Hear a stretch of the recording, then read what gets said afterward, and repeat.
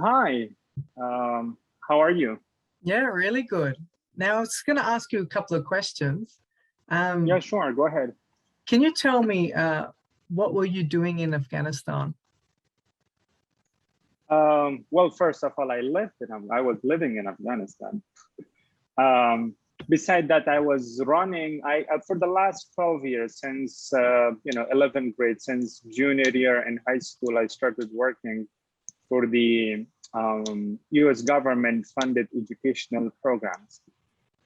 So for the since October 2009, I worked on a bunch of different educational and research programs in Afghanistan. That included um, some big name programs like Australia Award Scholarship, the Fulbright program, Chevening Scholarship from UK, and DAD Dot Scholarship from Germany, among a lot of other educational exchange opportunities.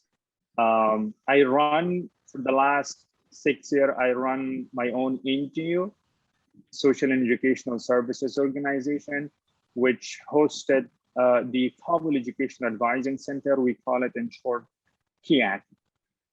KIAC was one of the 430 Education USA advising centers.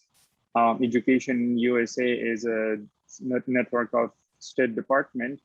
It's funded and sponsored by State Department. There are 430 centers in 175 countries. So it's a pretty global network. That's what I was, this is basically in a nutshell what I was doing in Afghanistan. Okay, why did you leave Afghanistan?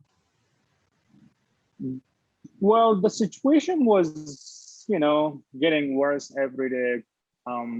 Cities, provinces were falling to Taliban very rapidly. And I didn't feel good. I didn't feel safe to stay in Afghanistan anymore.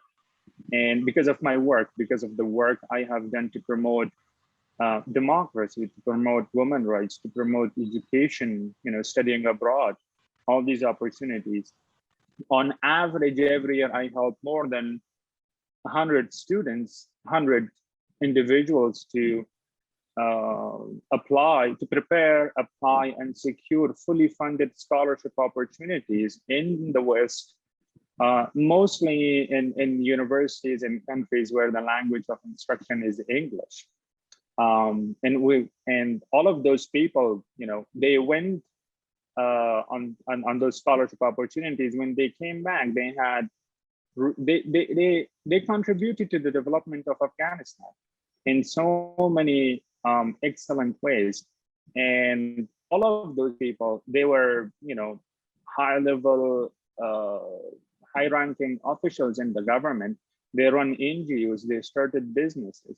So because of all of that, my profile was, I was really exposed. My profile was really, really well known.